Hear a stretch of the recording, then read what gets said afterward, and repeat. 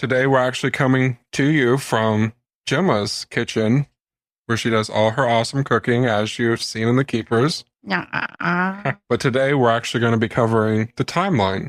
Gemma? Hi, everybody. Think you probably are going to get a good listen in many ways. We are going to this evening talk about the history of Joseph Maskell, and we're going to bring you up to speed on everything that happened the week before Sister Cathy disappeared, because there's a lot there, and there's a lot that you've asked questions about. So why don't we go ahead and jump into Father Maskell's timeline. Okay. We know that he was born on April 13th, 1939. He was raised by his mom and dad in Northeast Baltimore. Yes. He has a half-brother named Tommy. His mother was Helen Jenkins, and his father was Joseph Francis Maskell, so he must have been named after his father. Correct. If we pause there for a minute, his brother was his half-brother, and I believe his name was Thomas Joseph. I guess they had the same dad, and his brother Thomas was a Baltimore City police officer in I believe it was in the northwest area of Baltimore. And that probably is significant. We also know that when Maskell was a child, his mom used to make little priest vestments. And if you're not Catholic, vestments are the costumes, the outfits that priests wear when they're saying mass or doing a baptism. So she made miniature ones for him, and he had mass in the backyard, and she would buy Necco wafers. It's a roll of candy in different colors, and would let him use the white ones for communion hosts. And I want to know here's something you can research for me. How many rolls of Necco wafers do you have to buy before you can get a dozen white ones? Just to add, we do know that Father Maskell has a sister. Her name, we don't want to put out there. I did invite her by a letter to do a podcast, but needless to say, she does not want to be bothered. So if you're out there doing your own research, please do not reach out to his sister. She's not responsible for what he did, and she's elderly, and we need to respect her privacy, because this is, as far as we know, was not her. Yeah, we're just going to ask you to back off from Maskell's sister. So in 1953, we have that he entered St. Charles Seminary? Correct. But he was only there for 1 week because he left because he was homesick. He was 14 at that time. He graduated from Calvert Hall College between 1956 and 1957. In 1957, he entered St. Mary's Seminary. I want to jump in there. Some of you have sent us pictures from the Calvert Hall yearbook with his picture for the year he graduated. And I've learned through another friend that several of the residents from the Carriage House Apartments who were living there at the same time Sister Cathy was, and Billy lived across the hall, were actually graduates of Calvert Hall in the same time frame as Joseph Maskell. Now, we don't know if they knew each other, but it's just an interesting side note.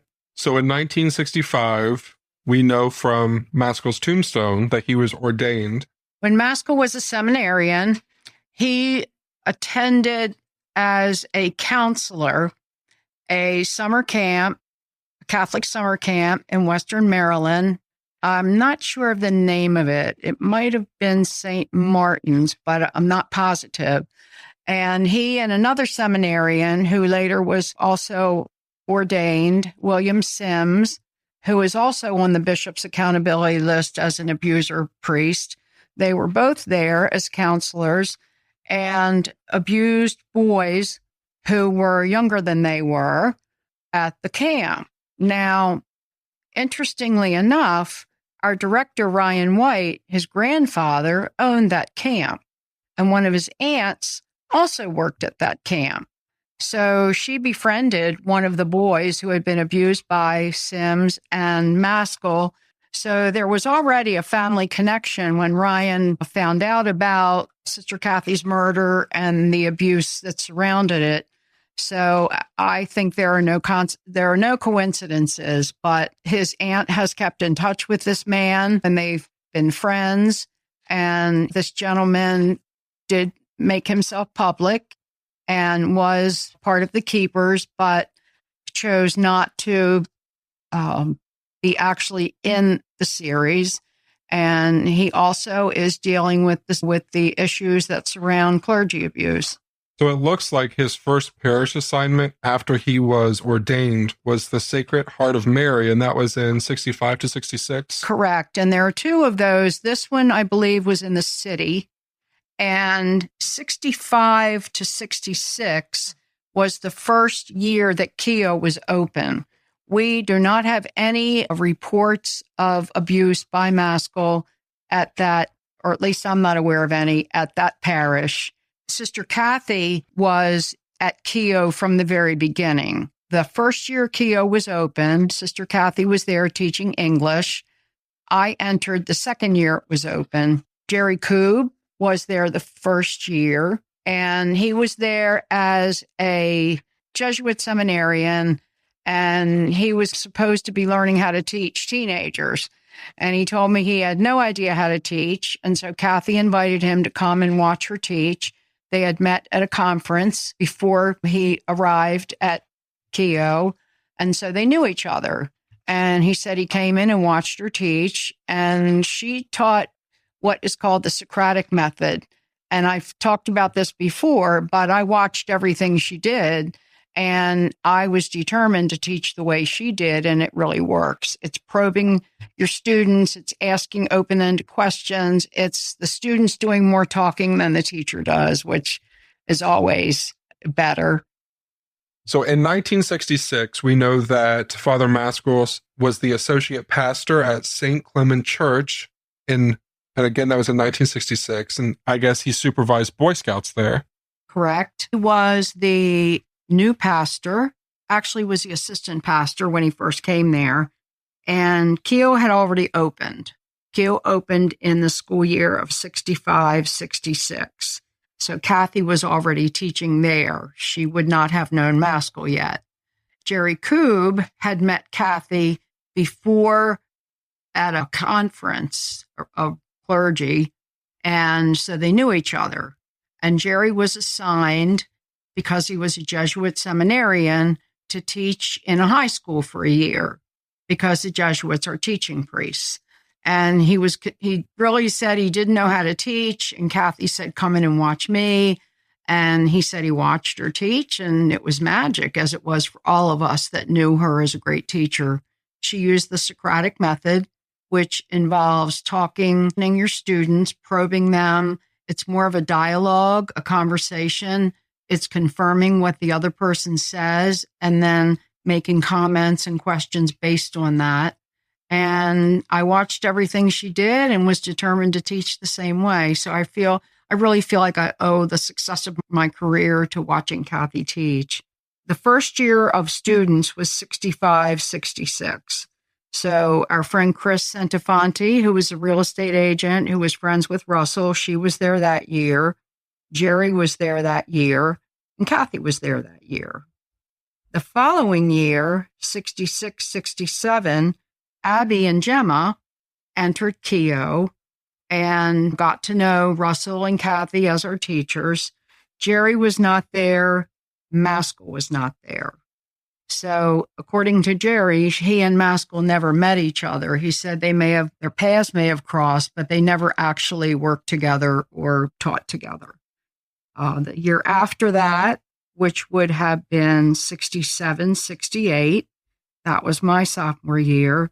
That's when Maskell was moved from his day job at St. Clement's to his day job at Keogh.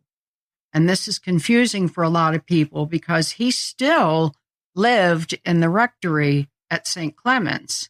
So when he left Keogh in the afternoon or whenever he got out of there, he would go back to the rectory and be around the church property in the afternoon and evening. So he was not moved away from kids. It's assumed that his day job was moved because he was reported or gossip about him abusing boys, and the church felt if he likes boys, let's put him with girls. We know that was no better. So Maskell was continuing to say Mass and to be the assistant pastor at St. Clement's. The end of that year, the rectory where he lived, which is the creepy old house that you see Charles standing in front of in the series, that was sold to a family in the parish, and they raised their kids in that house for 20 years.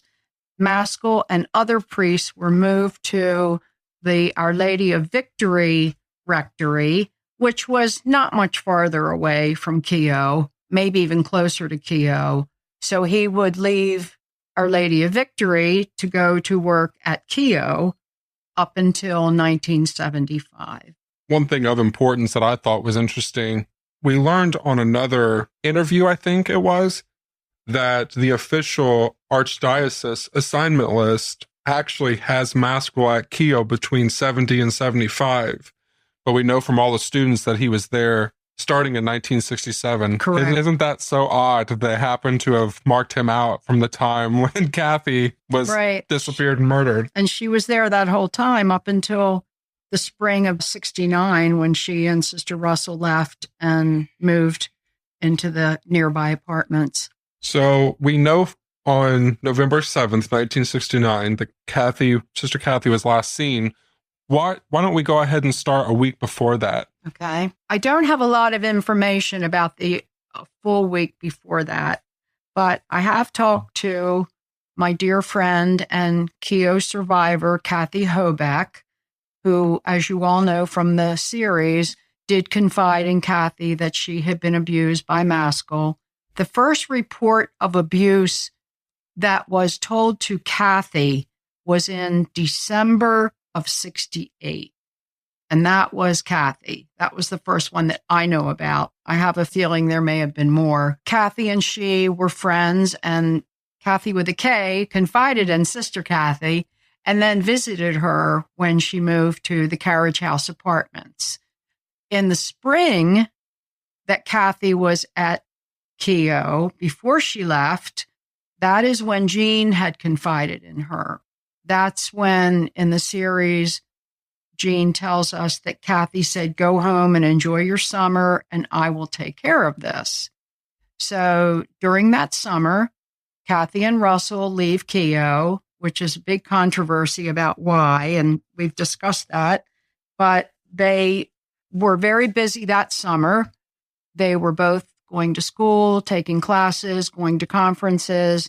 They were living until they moved into the apartment with Russell's family in the northern part of Baltimore County. And in July of 69, they moved into the Carriage House Apartments. The week before Cathy disappeared, we know that, or a couple of weeks before, Cathy Hobeck visited her.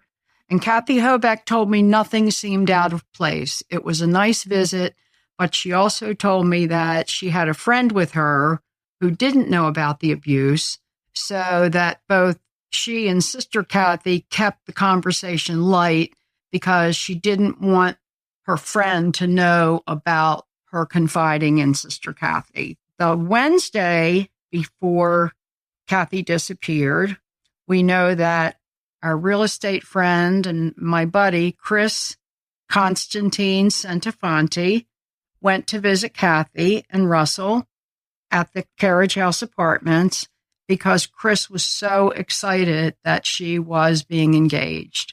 And she had graduated that year. I still had a year to go. She had been with the same young man for a while, and Cathy shared her excitement.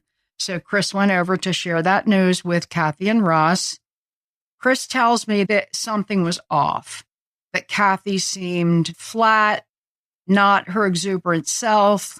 Chris wasn't really sure what it was, if it was health or it was emotional stress, but she said there was definitely something that was not the norm, that she was happy for Chris, but it was not her regular enthusiasm. And that would have been the Wednesday before the Friday Cathy disappeared.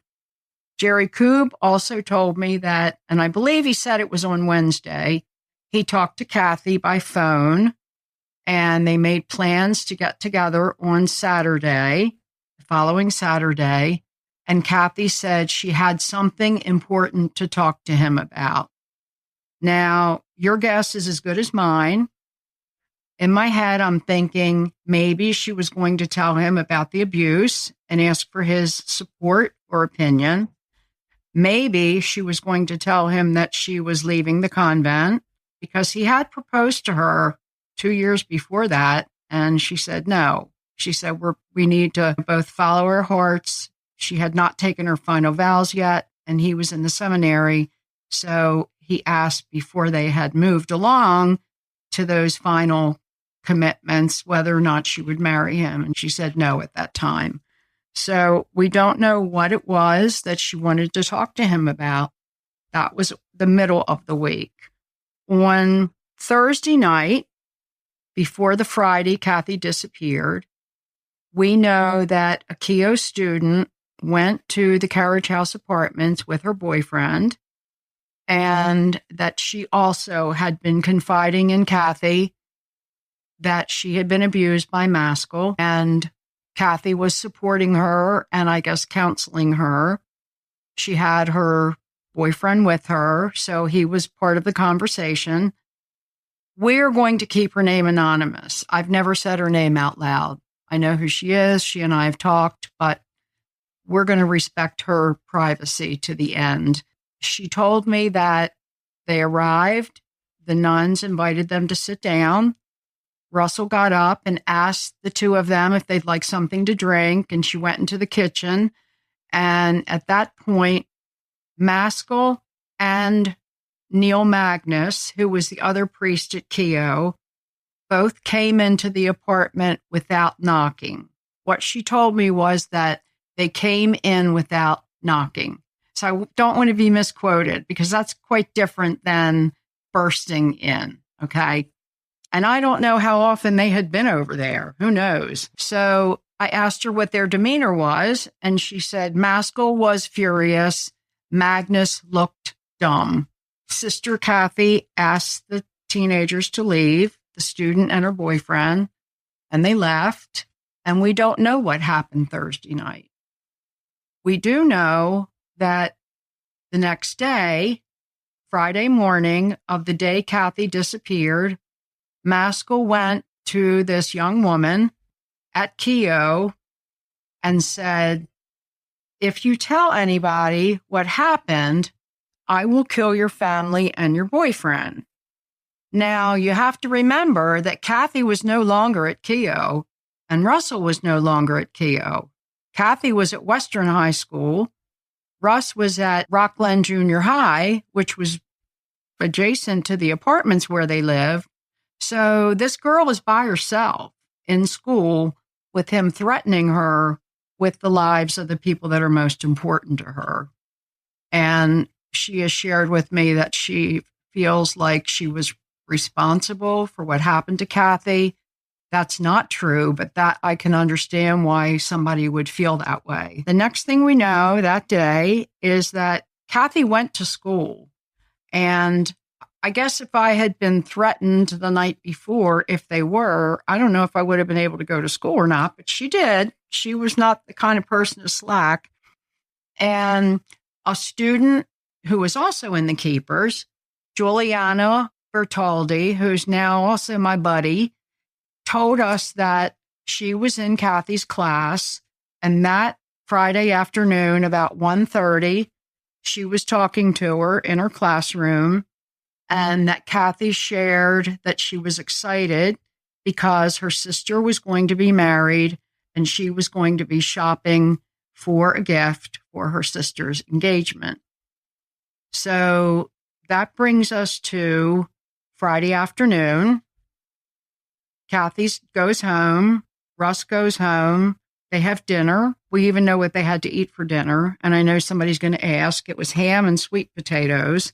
Right before dinner, our friend Sharon Bush comes to drop something off and talk to the nuns for a few minutes. She said it was around maybe a little before 5, if I recall correctly. I know one of you guys will correct me if I'm wrong. Anyway, and said everything seemed okay. And she went on her way. So then we have Russell at home, Cathy at home, and Cathy goes out. Now, this part of the timeline is a little bit tricky because we are not sure exactly what time Cathy went out. The banks were open later on Fridays. It's possible she went out around 7. Jerry seems to think it was later. Mary Spence, who was also a student at Keogh, is the individual in the Keepers who heard yelling in the parking lot and said that she thinks that was about 8:30. And she is the delightful, quirky student who was, quote, spying on Mr. Noon, who was getting ready to go out, where 4 male teachers from Keogh lived, about a block and a half from the Carriage House apartments.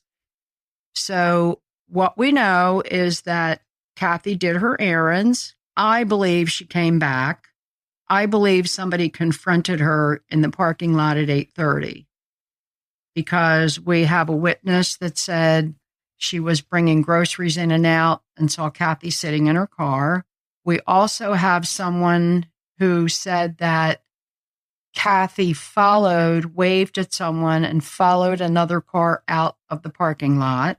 And then we have someone who said, I haven't seen these reports, but I've been told they're accurate, that someone reported a woman in the passenger seat of a car going south or North Bend Road, trying to get out of the passenger door and somebody pulling her back in.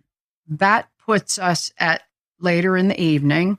During the evening, Russell was home. Russell, at a certain point, I think it was around 10, called our friend Sharon Hamel-Bush to ask if she knew where Cathy might be. She was worried. She wanted to know if Sharon had heard from her. Sharon didn't know. She also had a visitor that evening. A friend of Cathy's, who was a priest, and this is a priest that is not in any way connected to any of the abuse, the murder, any of it. It was someone that Cathy knew from years ago who was in town in Baltimore visiting a friend, and they were returning from dinner and decided to stop by and see if Cathy was home. Now, I'm sure the police interviewed this guy.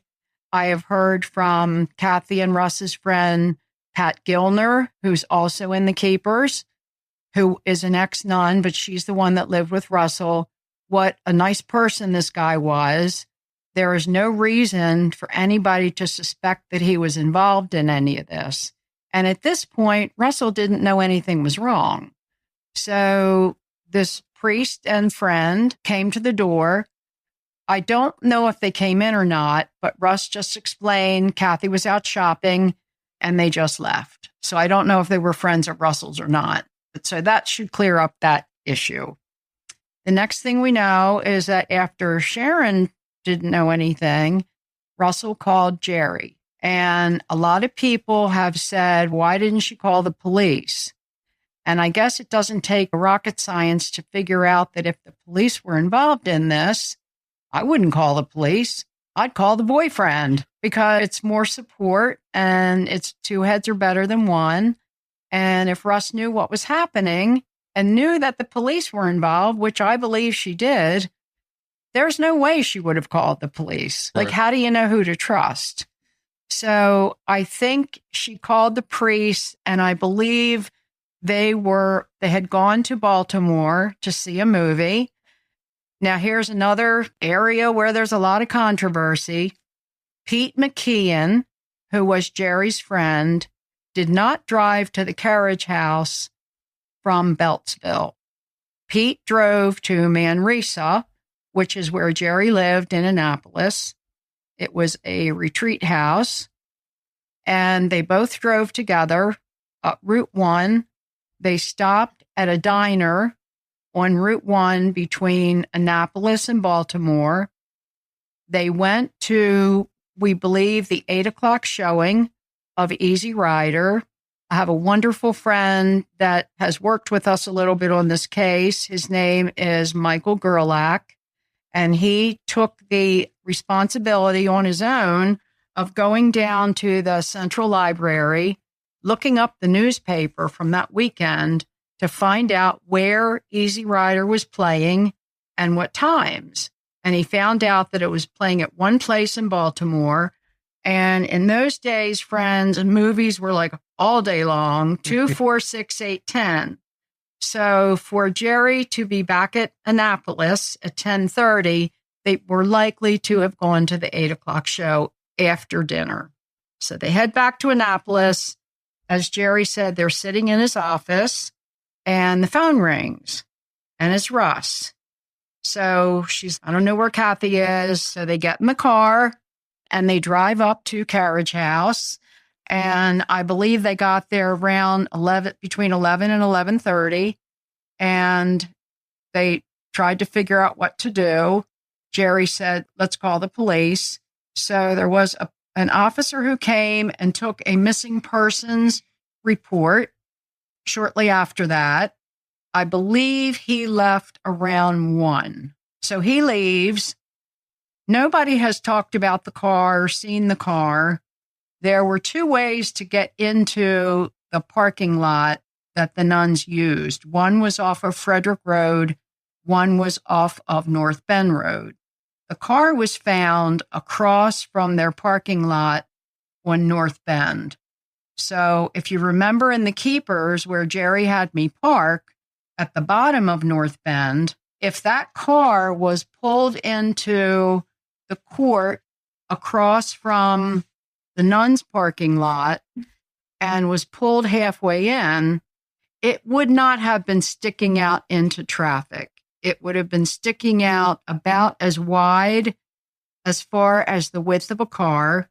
And if any cars were parked along parallel to that curb and Jerry and Pete parked on the other side down farther, it is possible they wouldn't have seen it. Or maybe it wasn't there yet. So they go in, they come outside. Now, I understand from Sharon that she has the impression that the priests and Russ drove the distance back to Edmondson Village. I guess Jerry would have to confirm or deny that. But Sharon got the impression from Russell that they had indeed tried to look for her.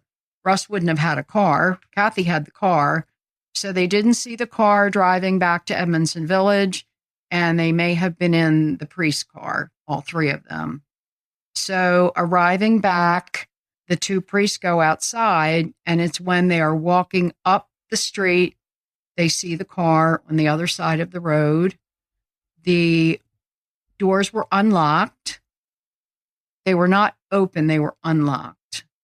Jerry said he opened the driver's side door, and what he saw was the trash bucket tipped over onto the passenger floor. The box of Muley's buns was undisturbed. It still had the rope cord around it. It wasn't mashed. My supposition is that it was next to Cathy on the seat, and that if she was pushed over, it's possible it went on the floor. Shane was wise enough to listen to us ask him to enlarge and enhance the picture of that steering wheel. And it really does look like something is twisted in the shape. And we've been told that it may have been tied with string or thread from Cathy's slip. Cathy was very much into symbols. It could be a red herring. It could be a sign from her. It could be a sign from whoever hurt her. We just don't know. So that brings us up to the next day when Sharon said she came over to the apartment. It was early. The priests were still there. She assumed they had stayed all night. The police were there. She said people were everywhere, like standing around in the apartment. Russ was not hysterical. She was not acting like she was not cognizant of what was going on. She was being very matter of fact. very logical. But Sharon distinctly said, and you'll remember this, that a detective came up to her, took her name, and said to her, while Russ is standing next to her, as like part of the conversation, did anybody at Keogh ever ask you to do something you didn't want to do?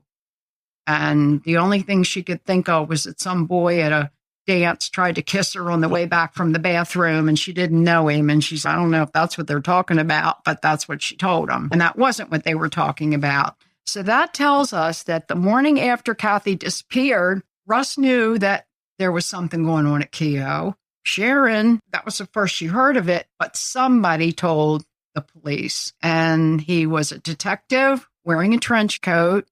We would love to know who he was. Right. I don't know where those reports are. And as I've said a million times at least, the police cannot tell us anything. Anybody was asked the same thing or knows anything about those detectives, please let one of us know. Around November of 1969, that's when Jane Doe, who we now know is Jean says that is when Maskell took her to see Cathy's body. And then going just a few more months ahead, on January 3rd, 1970, that is when Sister Cathy's body was found by two hunters. Gemma, I'll let you explain more about that. Okay.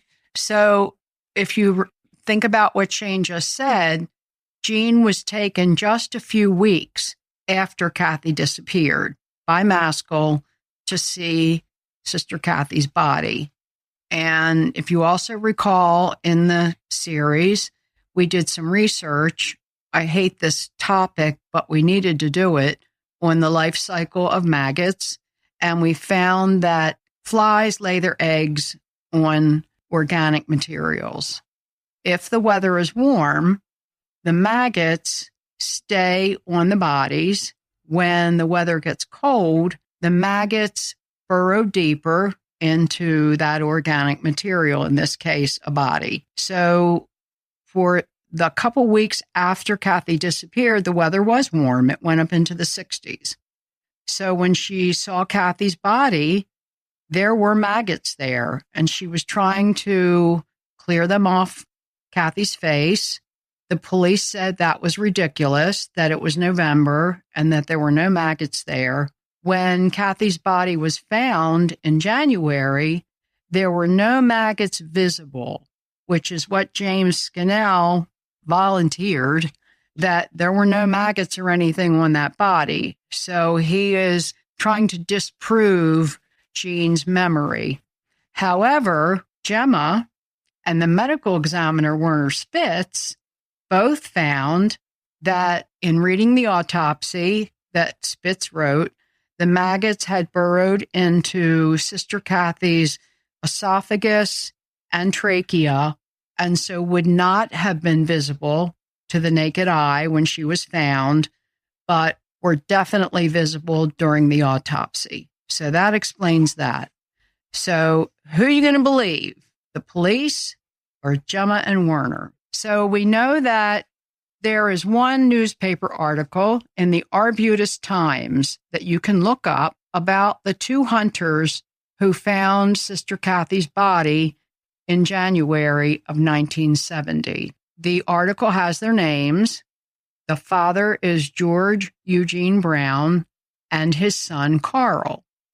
Carl's last name, I assumed, was Brown, but the story goes that they were hunting small game.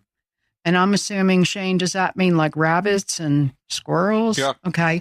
In the Halethorpe area where Sister Cathy was found. It's not a big hunting area, not deer and foxes there. It's definitely small game. Interestingly enough, those two hunters were from Middle River. They were not from Lansdowne or Halethorpe.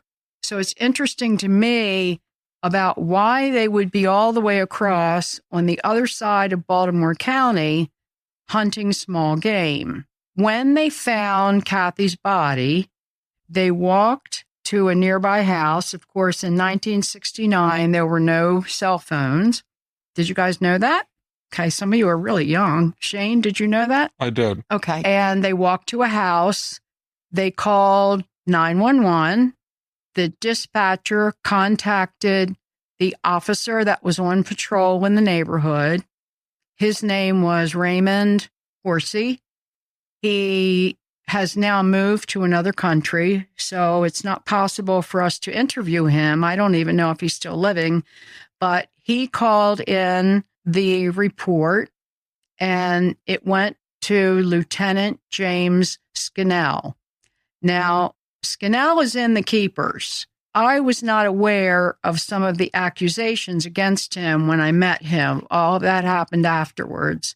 Otherwise, I'll be honest with you, I don't know if I could have done what I did. And I feel badly for his family because I'm sure everybody's struggling with what he did or didn't do.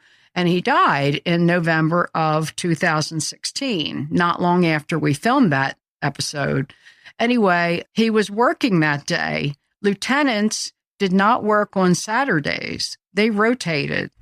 So what a coincidence that he's working on the day that Cathy is found, and that he is the first officer in authority on the scene. We also know, and this is all factual, that Scannell and Maskell often went out from a marina in Middle River on Maskell's boat. Some young women were taken out on that boat. It's not impossible that they may have known these hunters.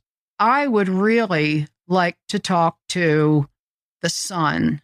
Now, the son, I found, does not have the same last name, and you won't believe how I found out. If you go back and listen to the episode that Shane and I did with wonderful journalist, friend, reporter, Bob Erlinson, Bob is almost talking to himself about names he had written down.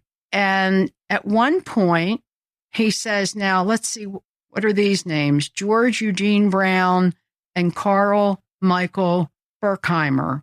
And I didn't think anything about it until I thought about the hunters and knew that the son's name was Carl. So I'm not sure of the spelling of the last name, Berkheimer, because it was not in the paper. He was not a little kid. His father is in his 80s. So Berkheimer could be 30s, 40s, 50s. I cannot find anybody who ever lived in Maryland by the name of Carl Michael Berkheimer. Now, I don't think this is going to turn into a Box Girl episode, everybody. I know how you feel about that. That was crazy. And Stephanie Ann, if you're listening, we love you because of your help. But if anybody has the resources and can put me in touch with Carl Berkheimer, I would so appreciate it. Or if Carl is listening to this, if he could please get in touch with the Shanester